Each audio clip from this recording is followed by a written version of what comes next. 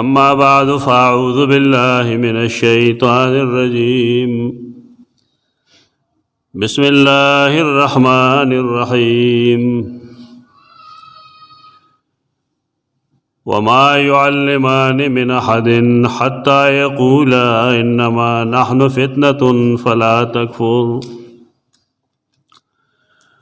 فيتعلمون منهما ما يفرقون به بين المرء وزوجه وما هم بضارين به من أحد إلا بإذن الله ويتعلمون ما يضرهم ولا ينفعهم ولقد علموا لمن اشتراه ما له في الآخرة من خلاق ولبئس ما شروا به أنفسهم لو كانوا يعلمون سورة البقرہ آیت 102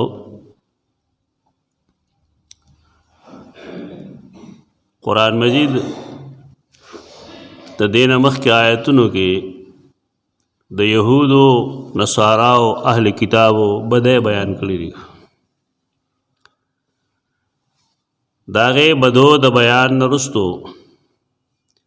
کاغه زاړه یهودو کاغه نوی یهود دي کله نبی کریم صلی الله علیه وسلم د زمانه یهود دي یا اوس کس یهودیان موجود دي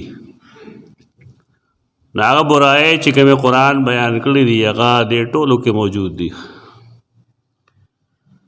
ته دې برایو وجه سره څه سبب دی چې د علم باوجود بعض خلک بیلاری شي. اهل کتاب چې ورته وایو نو په دې وجه وایو چې دی الله منو خپل رسولان هم منل او د رسول الله صلی الله علیه وسلم په باره کې چې دی ته کوم پوهه حاصل وا پاغیم پورا پویدل چې دا آخری رسول دی. علماء سامیان ناپوی خلق جاہلان مشرکان منو خدا سوال پیدا کیږي چې د علم باوجود یو سړی ولی خراب شي، د علم باوجود یو سړی بيدین ولی شي. خدا غي سبب قرآن مجید دی آیت کریمه کې فرمایي کم خلق چې د حرام خوره د تناسانه سهولتونه او د هغې د فیدو نه خبر شي د هغې بیا په خپل علم عمل پرېږدي. یو شی هغې ته مفت ملاویږي نو کار یې سره چې په هغې باندې پسې خرچ کوي یا هغې حصول لپاره محنت کوي. مزه یې اخیستې ده، عادت یې اخیستی دی د مفت خوړلو. دیو جنا داسې خلقو کې یو لالچ او حرس پیدا شي د دین په نوم باندې. یهود هم دې مصیبت سره مخ شو کله چې هغې د الله کتاب خپل شاته وغورځو نبذوه وراء ظهورهم کانهم لا يعلمون. دا الله کتاب تورات خپل شاته داسو غورځو گویا کې ډېر پوهیږي نه، یعنی پوهې دي لیکن عمل یې پرېښود. نو داسې خلکو ته بیا قرآن عالم نه وایي بل سور ته وایي. د دې خلکو د بدعملۍ سبب هغه دنیا طلبي وه، الله او د هغه رسول رضا مقصد نو. دیو جنا سودنا جواره بیشمیرا نور گناهونه پای کې راغلل او په دې گناهونو کې یو غټ ګناه هغه د سحر دی، هغه د جادو د کوډو او د منترو دی. دا بیماری پای کې راغله، دا کار شروع. مفسرین وی روت دې قصه یا دې آیت د مخکنو آیتونو سره سره هغه دارې چې کله یو قوم د الله په کتاب عمل پرېږدي نا کوډو منترو ته کینی هغه سحر ته جادو ته کینی پچا کوډې کوي او د چانا کوډې راوباسي پچا پسې خاپیری لیږي او پچا پسې پیریان لیږي او څه کوي نو دا د یهودو مرض دی حدیث کے راضی رسول اللہ صلی اللہ علیہ وسلم فرمائی لَتَتَّبِعُنَّ سَنَنَ مَنْ كَانَ قَبْلَكُمْ تاسو با د مخکنو خلقو په طریقو روان شي د یهودو د نصاراو په طریقو روان شي حذو النعل بالنعل بالکل چې کوم ځای غیخ په یخي تاسو بال تخپک دی چې څه کوي هغې تاسو به هغه کوئ هغې یو شی د فیشن په طور کوي نو تاسو به یې د فیشن په طور کوئ هغې یو سړی د دنیا د یو کار د دنیا د ګټې دپاره کوي تاسو به یې دنیا د ګټې دپاره هماغه شان کوئ زموږ نوي نسل ته وګوره دا بالکل د هغې اتباع کې روان دي لاسونو ته هرې ګوتې ته ځان له ګوتما اچولي تور بنگړي لاس ته اچولي مرۍ کې لاکټ اچولی د شا د غاړې نشي پیژندی چې دا سړی دی او که ښځه ده اوس خو د مخې نه هم نشي پیژندی رسول الله صلی الله علیه وسلم د دې خطرې نه موږ مخکې خبر کړي یو چې ځان ساته دغه د عوامو حال دی او د علماو حال څه دی لوی عالم هغه چې هغه له تعویذونه ورځي دې زمانه کې لوی عالم هغه چې هغه کوډې منترې پیژني کوډې کولی شي او کوډې روښکې شي دا بیماری ډېره زیاته شوې ده آیت کریمه چې ما ویلې دی نو پای کې جمله دا ده چې وما يعلمان من احد حتى يقولا انما نحن فتنه فلا تكفر دې ملائکو و خلقو ته ویل سحر مزد کوي مونږ د دې لپاره راغلي یو چې تاسو ته د سحر او د معجزې په منځ کې فرق وښیو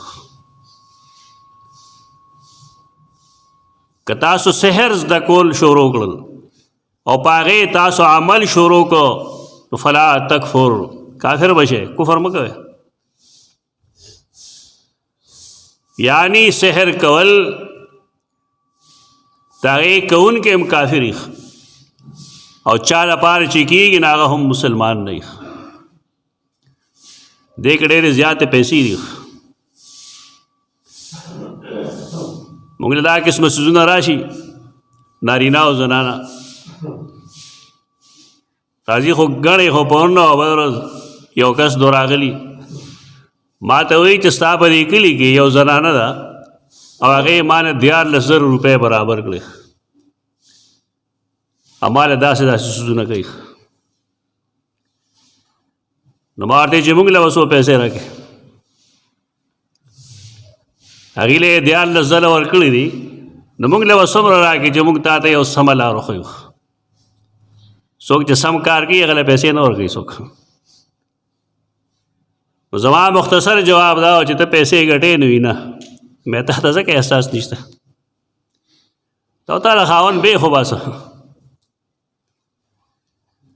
دا سحر کول دا کفر دی خالص په دې سړي کې ایمان نه پاتې کېږي دا د چا انسان فتوه نه ده دا د انسان حکم نه دی بلکې دا د الله د کتاب حکم دی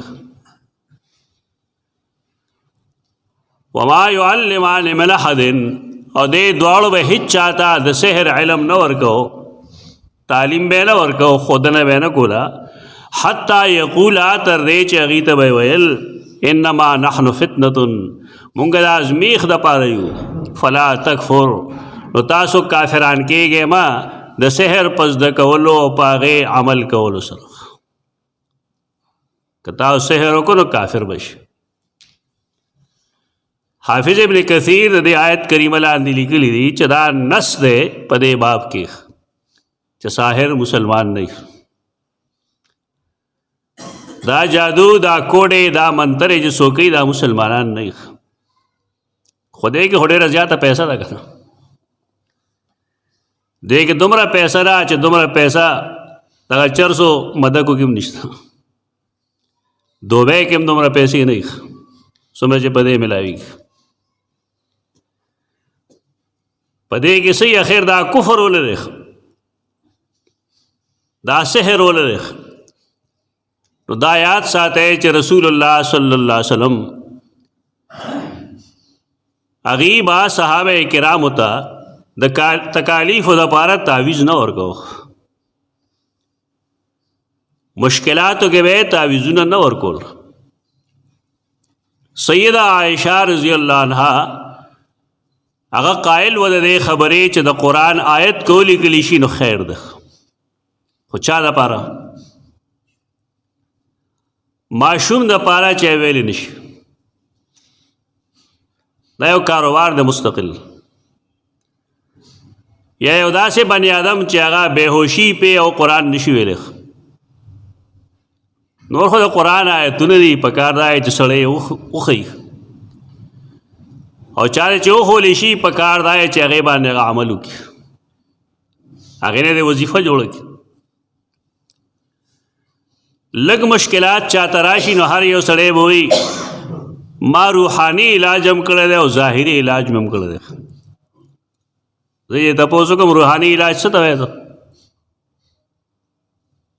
مونږ هم پوهېږه که نه آخر بیا روحانی علاج هغه وظیفو ته وایي کوم چې پیران خلقو له ورکوي د دې جنجټ نه واروځئ قرآن راوالی قرآن اولولی د اول نه تر اخره پورې د زکریا علیه السلام اولاد نو بیماری ده که هغه ته روحاني علاج نه ورته هله څه چل نه ورته د الله رسول ته پته نشته دی چې دې دپاره کوم روحاني علاج دی خو نن یو چرسي مدکي پیر ته پته ده چا دې دپاره دا علاج دی د هغه ذکر قرآن مجید کړی دی صورت آل عمران کې هم کړی دی او صورت مریم کې هم کړی دی هغه الله ته خپله عاجزي پیش کړې ده رب انی وهن العظم مني واشتعل الراس شیبا الله زما هډوکي ډېر زاړه شو زما سر ویښته سپین بمبل شو او ستانه که زه سوال کوم نو زه شقي او بدبخت نه یم ربه مال یو بچی راکړه ځای درنه هېر شوی دی هغه ځای ته لاړ شه الله دربار کې وجاړه الله هغه له زوی ورکړی دې له روحاني علاج نه دی کړی چې روحاني علاج به وکړو دا ځان له د پیسو ګټلو طریقه ده سیدنا ایوب علیه السلام د هغه ټول جسد بیمارو اولاد یې مړ شوی ولس اتلس کاله پورې بیچاره بیمار دی هغه ته روحاني علاج نو معلوم اخو الله نه سوال کړی دی رب انی مسنی الضر وانت ارحم الراحمین ربا ما ته تکلیف را رسېدلی دی مصیبت را رسېدلی دی ته ارحم الراحمین په ما رحم وکړې زما تکلیف لري قرآن فرمایلی دی وقال ربکم ادعونی استجب لکم دغه روحاني علاج دی دا په دمونو نه کېږي چې دا شی پې ووایه دا شی پې ووایه چې خامخا وی د قرآن مجید څه آیت ووایه اوس ځکه ټول قرآن د اول نه تر اخره پورې شفا ده شفاء لما فی الصدور روحاني علاج څه تصور نشته دا کاروبار د خلقو جوړ کړی ډېر کارونه دي هغې نه خلقو کاروبار جوړ کړی دی یو سر فهرست پې کې دا چیز دی چې روحاني علاج به ورله وکړو. خو د هغې دپاره بیا طریقې اول خدای چې تعویض به لیکل غواړي. نو تعویض چې کوم دی هغه زه لیکم په څه شي باندې؟ په زعفرانو لیکلی کېږي. زعفران په 12,000 روپۍ توله دي. نو په یو تعویض یو توله زعفران لګي. 12,000 یې کره کړې په دې. دا حال دی زموږ د خلکو. حال دا چې په یو توله باندې تقریبا 1500 صفحې لیکلی شي که زعفران وي. دا کم چې استعمالوي دا د روجو زیړ رنګ راواخلي او خلک پې دوږي. امیان وایي چې موږ دا چلو کو دا چلو کو. دا تا چې کوم سړي باندې اعتماد کړی دا به اعتماد دی. هغه الله له دوکې ورکولو کوشش کوي. انسان د هغه مخکې څه شی دی؟ هغه ځان له دوکه ورکوي ته د هغه مخکې څه یې؟ هغه آخرت یې ورکړی دی، الله او رسول یې ورکړی دی. خپل آخرت یې په داو لګولی دی. په تا څه کوي هغه؟ نو یو دغه چل شروع کی. دویم دا تا له وزه استخاره کوم. دا ښه کاروبار دی. زموږ استاد ویل دنیا کې یو 2-3 کاروبار دي دې کې تاوان نشته. یو قبر جوړ کا فرضي غوندې او یو 200 قسمه جنډې پې ولګوه. اوې دی فلانی کار کوي بس بیا تماشا کوه. شپږ اتم میاشت کې به تا بلا شي ځمکه م اخیستې، بنګله به مې در سره، موټر به مې در سره، ګډي بېزې به دې مې، ځمکه به دي، جایداد به دي. او دویم تعویضونه لیکل شروع کړه. په دې 2 کاروبارونو کې تاوان بالکل نشته. دا به شپه ورځ ته برخېږې ترقي به کوې، دې کې تاوان نشته. استخاره ویلې دې ته شي چې سړی د الله نه خیر طلب کړي. دوکې کې مه راځئ، ځان په خبره پوهوئ. استخاره باندې د الله نه د خیر د طلب دعا کول. د رسول الله صلی الله علیه وسلم عادت بداو چې بار به وته سکار پسې وته د سکار اراده به وکړه نو دعا به ولستله، یا الله دستانه خیر واړو. وجه دارا چې ته قادر زه قادر نیم، ته عالم زه عالم نیم. روکه دا کار زما لپاره بهترین و ما ته احسان کې، مال یې په لاس راکې او په یې کې مال برکت واچوي. او دا کم کار پسې چې زوزم که دا زما لپاره نقصانی فایده پکې نه شری زما لپاره نو الله مانه دام واړی او ما ته م واړی او بیا په دې ما رضا کړي. هغه دعا دغه مطلب ده. اللهم انی استخیرک بعلمک واستقدرک بقدرتک بانک تعلم ولا اعلم. دې کې بدا نه و چې پلان کې خیر سره وعده کوم څنګه وای. دا بکواس ځانې جوړ کړی، دروغجن مخلوق دی.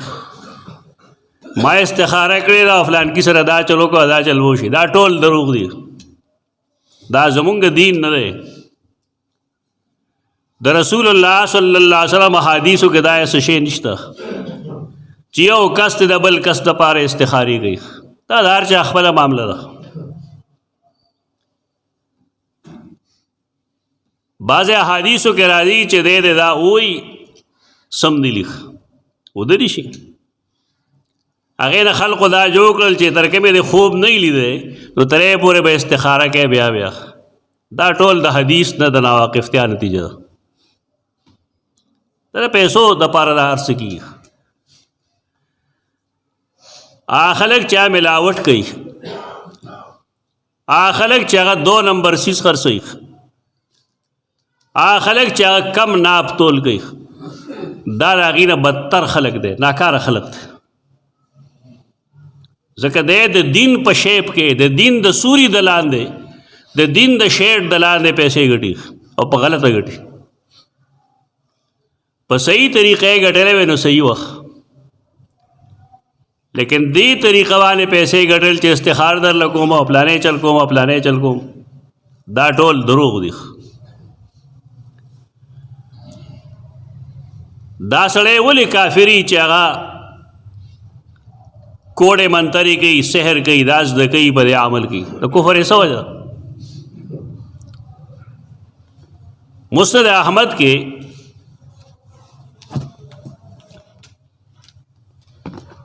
مسند امام احمد بن حنبل رحمۃ اللہ تعالی علیہ دیکھیں حدیث تے دا حدیث تقریباً 1400 نور مرکزی بنیادی کتابوں کشتہ. سیدنا ابو ہریرہ نبی کریم صلی اللہ علیہ وسلم حدیث بیانی من اتا کاہنن او عرافن، یو سڑے چے کاہن یا عراف لرش. کاہن او عراف مانا کو رستو چاہتا ہوئی کاہن لا او عراف لرا گئے. فصدقہو بما یقول، اگر چے ورطا سویل دے ہوئی چے دا ٹک دا دا سے بکی گی دا سے دا. فقد کفر بما انزل علی محمد صلی اللہ علیہ وسلم، دے سڑی کفر کو پائے کتاب باندے کم چے پا محمد مصطفیٰ صلی اللہ علیہ وسلم نازل کرشے. در قرآن کافر دے ولے کافر دے قرآن ویلو کنا یتعلمون منہما ما یفرقون به بین المرء و زوجہ، انہا وقت کیسے ویلو فلا تکفر. ابن کثیر دا حدیث پیش کر دے چہ دا نس دے پدے باب کے چہ کم سڑے دا سزون لگی یا مسلمان نے ڈیرو خلقو سر تاویزو نہیں چہ ویس پڑے نہ پہ کہ ویسے لگی لی یا شداد یا نمرود یا حامان یا فرعون. تو یو امی سڑی تو آیا چہ دے آوازونو دے سا مطلب دے دینو منو. آیا شداد، نمرود، حامان، فرعون سا امداد کولی شی؟ اگو نشی کولی. اللہ نے سوا مخلوق تا آواز کی اور دمرا بے غیرت دی چو کفار نے امداد غواری شو. کافران چکل جوندیو نو رسول اللہ صلی اللہ علیہ وسلم تا چاویلیو دین بس مدد غوارو ظاہرین فرمائل نا لا نستعینو بکافرن، مونږ د کافرانو نه امداد نه غواړو. دا حدیث دلیل دی، دا غنو کتابونو کې شته ده. خدای کې خبره اوس دا ده چې دا کم راغلی دی په دې کې کاهن او عراف، دا څوک دي؟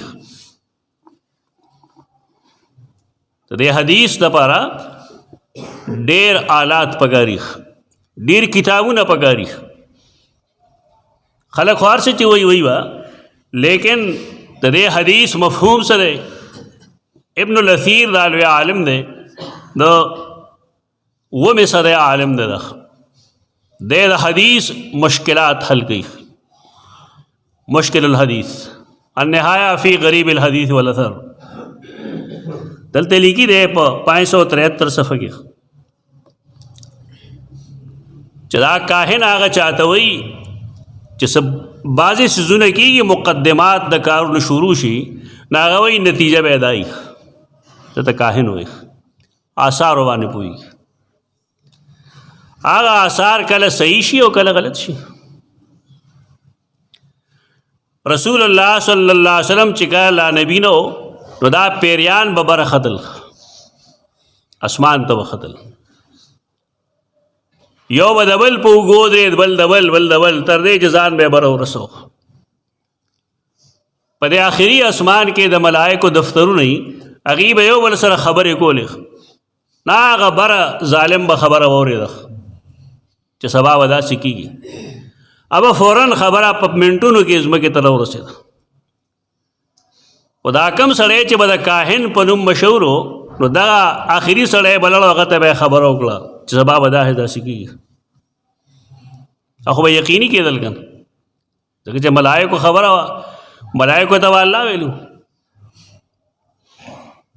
وي د غیب خبرونه وایي، پټ حال وایي. دا پټ حال چې وایي دا کافر دی ظالم. کله چې رسول الله صلی الله علیه وسلم نبی کېدو نو الله د اسمان لارې بندې کړې،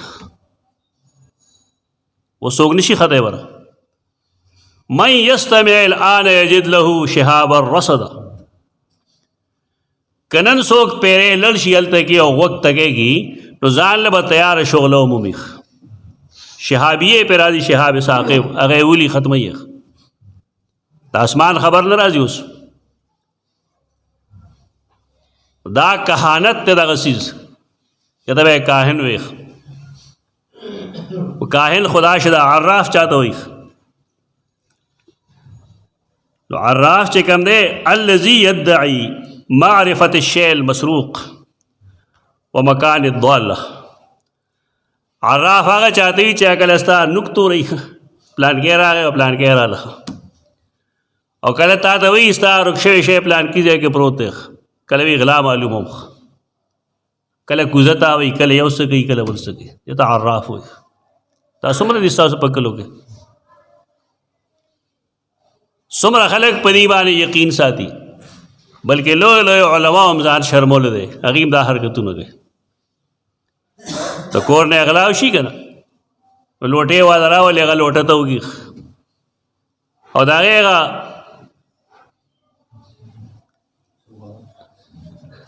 لفظ غلط دی مړه هغې چې کوم طرف ته راشي نو بیا وایي چې دا غل دی. نو سوچ داره عقل استعمالول پکار دی چې د یو انسان نه یو کوزه هغه زیات عالم نه. هغه کوزه چې هغه انسان په خپلو لاسو جوړه کړې ده هغه د انسان نه ښه پوه شوه. ستا هغه عقل چېرته لړو. خلک چې ورته کامن سینس وي څه شي هغه قرآن او حدیث خو پرېږده دی خو کامن سینس خلاف دی. نو عراف دغه سړي ته وایي کله دغه لاس به ګوري د لیکلي دی کې چې دی کې منجم هم داخل لخ لاس ګوري. موږ له ډېر شي خلک راشي کتاب وګوره کتاب کې څه لیکلي قرآن راواله وګوره دې کې څه لیکلي. خلقو له ذهن دا جوړ کړی دی چې ستاسو قسمت کې دا په کتاب کې لیکلي. کتاب کې لیکلي خو دلته نه وي که نه اخو الله سره اخو له محفوظ کی. دا مولا صاحب چې کوم دی کافر مولا صاحب موږ استاد محترم اب ډېر صاف خبره کوله.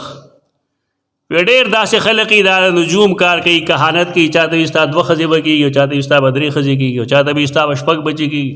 دا ټول کهانت دی. دا ټول دې ته عراف وایي دې سړي ته. خو دی یو کافر دی مسلمان نه دی. بیا به خلقو ته ویل وي تاسو مجیبه خلک یې چې نیت مې کړی د فلان کې مونځ دی کافر امام پسې الله اکبر او کافر دغه مونځ نه کېږي. سوچ کول پکار چې دا قوم کم خوا روان دی. هغه څیزونه چې غیر ضروري دي یې پورې هر څوک نه ښه دی. ضروری چیز د انسان لپاره اعتقاد دی عقیده. عقیده چې د انسان بربادی کده هر څومره مونځ گزار دی هر څومره حاجی صاحب دی هر څه شی دی والله کده جنت ته لړ شي. عقیده بنیادی چیز دی. په دې قیدو کې په خوا بعضې پارو کې مخر کې به یو شی لیکلو الف با تا صاحب دا به لیکلو یو چوکور کې انسان بلل ورته به سترګې پټې کړه سترګې به پټې کړې په دې باندې وګرځوه داسې بیا به ودروه چې ګوته به یې ودروله نو که بالفرض د ح باندې به ودرې نه بیا هغه ولا ورنه ح ته به 2 کرښو کې څه لیکلي وو چې ستا قسمت چې کوم دی دا په ح کې دی. بیا په کې لیکلي وو چې ستا به اولاد کېږي او ستا پلار مړ کېږي او پلانې چل به پلانې چل. دا چا لیکلي دي انسانانو لیکلي. آیا دې ته څه د وحی تایید حاصل دی د قرآن او د حدیث نه. نو دا د کوم ځای نه د دې غیب په خبرو باندې دا خلک پوهېږي په دې هېڅوک نه پوهېږي. دا د کفر کارونه دا قسمه تعویذونه دا کوډې دا منترې دا ټول کفر دی دا جایز نه دی. د دې خلقو د خلو نه الفاظ وزي پلان کې سره خاپيري دي خاپيره څوک نشته ها دنیا کې د خاپيري تصور نشته پیریانی خاپيري ماپيري څه شي نه دا یو فرضي تصور دی څنګه چې خلک وي دیو بو تو دارنګه خاپيري دا فرضي تصور دی چې دا نه ویل بیا څوک پیسې ورکړي دا ټول د ایمان ډاکوان دي ډېر پکار دي داسې چې یو کس دیوانې کتاب ولیکي ایمان کې ډاکو د ایمان ډاکوان کم سړی چې دا کار کوي مسلمان نه پاتې کېږي فقه حنفي کې لیکلي دي فقه حنفي کې که یو سړی دا وایي چې زه مسروق څیزونه ما ته پته وي چې دا کوم ځای پراته یعنی یو شی پټ کړی شوی دی او دی وایي چې ما ته پته ده قاضي خان در مختار وغیرہ لیکي دا سړی مسلمان نه دی کافر ده نو که یو سړی دا وایي چې اعلمو باخبار الجان ما سره پیریان دي او پیریان معلومه وي نه غوي دیم کافر ده ولې پیریان په غیب پوهېږي پیریان هم په غیب نه پوهېږي دا خبرې نن زما لږې نسبتا سختې دي او په دې وجه سختې دي چې ته به دا وایې چې چا نه قرآن اورېدلی نه حدیث اورېدلي او حیران شي سړی هېڅوک دې طرف ته التفات نه کوي تبلیغیان منځ روجا حج زکات باندې خبره کوي لیکن چر هغې دا نه چې وایي دا کوډې منترې مه کوئ په هر جماعت کې امام صاحب شته دی لګیا وایي په هر څه به تقریر کوي سیاسي تقریر دینی تقریر بېشمېره تقاریر به کوي لیکن دا چرې څوک نه وایي چې بھائی دا کوډې ناکاره څیز دی دا کفر دی دا اسلام نه دی خپل بچیم دینا منې کې خپل ښځې منې کې خپل اولاد هم منې کې دینا دې خو عالم مور دی که یو سړی وایي چې عالم به اخبار الجان قاضي خان کې لیکلي فتوا قاضي خان کې دا سړی هم کافر دی او د هغې وجه قرآن مجید آیت کریمه پیش کړی دی چې سلیمان علیه السلام وغورځېد تبینت الجن ان لو كانوا يعلمون الغیب ما لبثوا في العذاب المهین پیریانو ته پته ولګېده چې موږ ته که غیب علم حاصل وی که موږ به بیګار نه کولې دومره موده دا څومره موده شوی دی چې دی عمل دی موږ پې نه وي پوهه پیریان څه نه خبرې دا لویه فتنه ده او دا ډېره زیاته شوې ده او دا راځي ولې قرآن ته خلق نه کېږي دا په صرف او په نحو نه کېږي چې ډېر لوی عالم دی د څه شي د صرف عالم دی یې بنو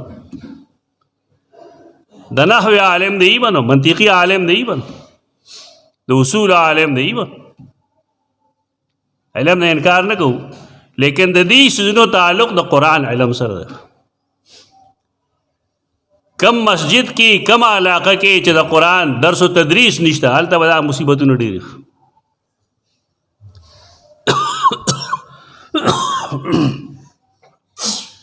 دا برای هلته ډېرې په دې وجه چې دا څوک بیانوي نه کاهن عراف ترویتی جادوگر دې کې یو کس مسلمان دی ځان د اسلام نه مه وباسئ مخې ته مشکلات راځي تکالیف راځي رسول الله صلی الله علیه وسلم د هغې علاج خو لري سهار او ماښام سورة الفلق سورة الناس وایه هغه چې څه ویلي ټیک دي که زمونږ وجود کې کم کم قسم بیماری راتلی شي کمې نشي راتلی د دې مونږ ته دومره پته نه وي د دې پته الله ته وي علم یې الله ته وي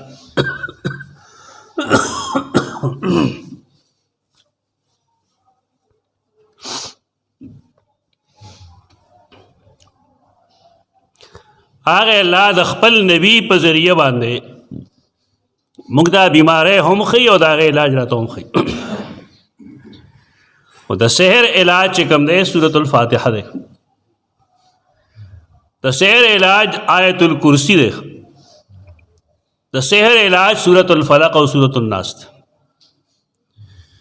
د سحر علاج دار اتصار وختي درې ځله ویل شي بسم الله الذي لا يضر مع اسمه شيء في الارض ولا في السماء وهو السميع العليم. ما خان د درې ځله ویل شي بسم الله الذي لا يضر مع اسمه شيء في الارض ولا في السماء وهو السميع العليم. عجیب دارا چې د رسول الله صلی الله علیه وسلم حدیث باندې څوک عمل نه کوي، خو چې پیسې ته اخلي او شی ورته غلط خیر امني خلک. عجیب ده، یعنی غلط چیز ورله ورکا انسې ورته ولیږه. یو دوه هفتې مخکې هلته یو سړی راغی ما ته ویل چې د فلان کې چیز ابجد راله ولیږه. مثلا وجدا ابجدو کې دا چل دی، دا چل کوي، دا چل کوي، دا چل. قرآن مجید آیت صورت پیش کرو، مثلا صورت الفاتحه دې ابجد ولیږه.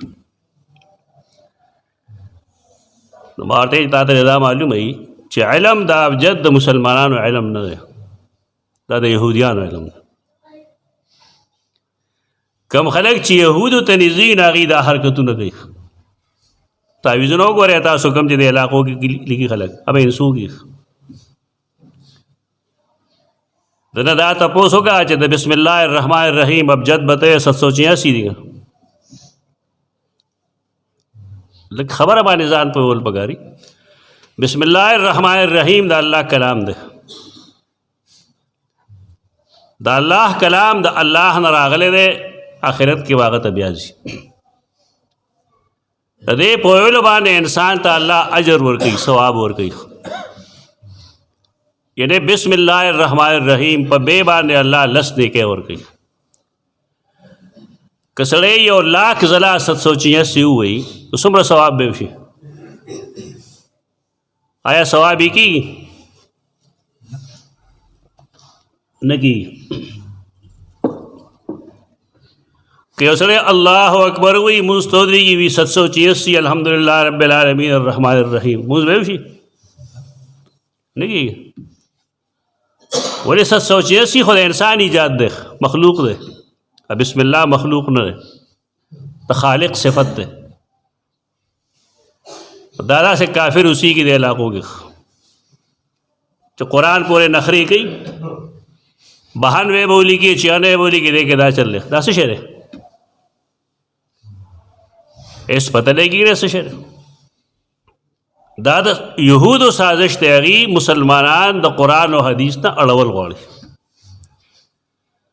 او د هغې لپاره یې زمونږ علما اخیستي دي. د دې په ذریعه کار کېږي که چې دې یو څیز ته جایز وي جایز وي، او چې دې ورته ناجایز وي هغه ناجایز وي. حالای چې جایز او ناجایز هغوی چې هغې ته الله او رسول جایز او ناجایز ویلي. هغه څوک چې هغوی ته موږ د احترام په نظر باندې ګورو، د الله او د رسول د دین نماینده ګڼو، هغه موږ سره دا بېایماني کوي چې تعویذ ګو نه هغه به په ابجد کې لیکلي.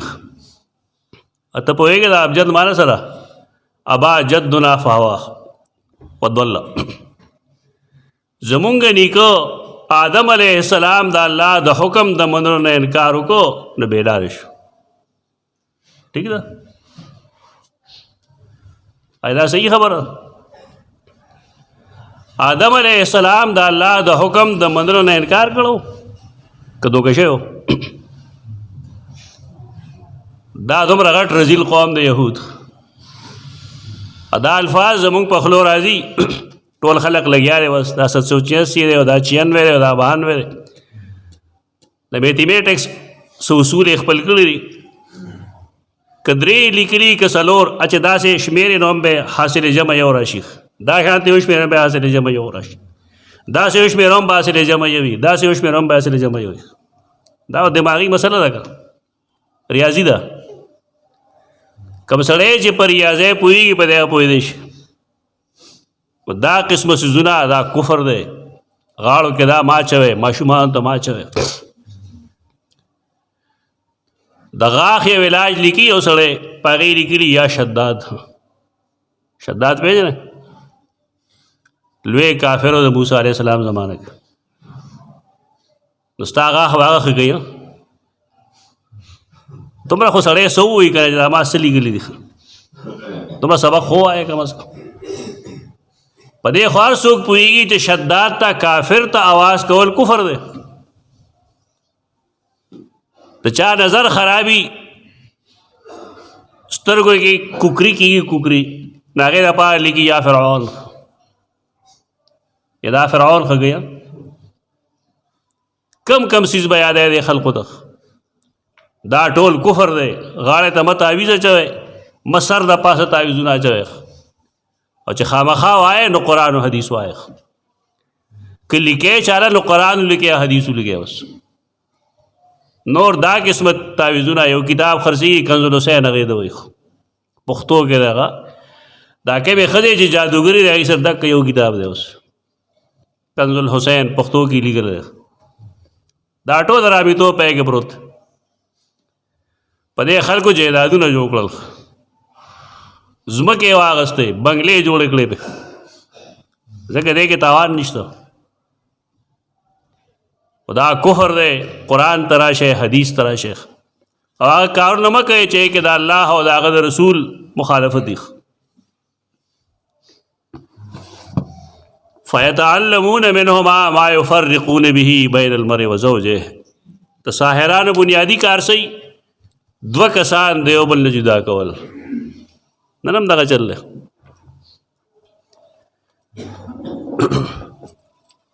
کم سړی چې په بل تعویز کوي دا به دې لپاره چې دا ښځه او خاوند ډېر خوشحاله دي میز کې ورته دراړ پیدا کړه خو تا ته به څه فایده وشي د یو ښځې او خاوند یو بل سره لګېږي نو تا سره نقصان څه دی حسد ته دومره په مخ اخیست دا چې دی الله وبخي هغه موږ په دې خبره پوهیولو څه مسله نه ده خو کیسه ده که نه کیسه به یې کوله چې باران شوی و د لومبړ یا د بل څه ځناور جاله خرابه شوې وه کور یې روان شه په لار روان و یو کمترې لیدلې چې خپله جاله کې ناست سره ډېر په ارام باندې دا پنجه اوچته که نه ښکته یې راوغورځول خو چا ورته یې دا څه چلو کو هغه یې په مونږ هسې روان دی پکې ولې ناسته داسې دا د دغې خلکو مرض دی خپل کور یې روان د بل کور تاسې پسخېږي را پسخېږي حسد په مخ اخیستی دي غریبانان خپل کاروبار نه چلیږي د بل چا چلیږي نه یې کې به دی روړی اټکاوئ خپل یې څه کار نه کېږي او د بل چا څه کار کېږي دی او په یې کې مشکلات پیدا کوي نو په ده کې او په شیطان کې څه فرق دی دا څیزونه نه دي کول پکار او آخر کې قرآن دا فرمایي چې وما هم بضارین به من احد الا باذن الله د جادو نه سحر نه کفر دینا خدای مه جوړوه الله ته مه جوړوه په هر چیز کې اثر الله چاہیے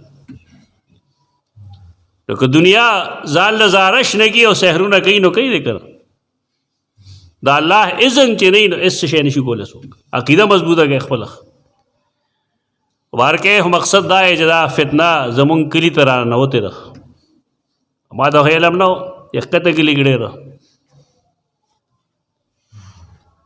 ډیر داسې کیسونه راځي چې شل زر روپے به خلک اخلي 14 زر روپے په اخست کم سے کم دا معلوم کې دا د کلی د پارم د شرم خبره ده لکه بار نه خلک راځي په دې را پاجل ته کې دا چل کیږي ته چا خپلوانی نو هم پکار دی چې د خپل سروب داب سره تعلق د استعمال کی وغیرہ منی کی جدا کار مکو د الله بند دا شرم خبروم دا کفر خبروم دا او بلله چې نوی نسل ته تاسو شی منتقل کې نوی نسل ته د الله دین منتقل کا حدیث ورته منتقل کا قرآن ورته منتقل کا دا اسلامي توب جو کوي ورته منتقل کې گناہونا نوی نسل ته منتقل کوي پاک سپیشلی دین دا الله هغه ورته ور منتقل کې ان شاء الله زمونږه مستقبل و په دی باندې روشن شي خوشاله وشي مزیدار وشي الله هم راضي شي ان شاء الله اقول قولي هذا استغفر الله لكم ولسائر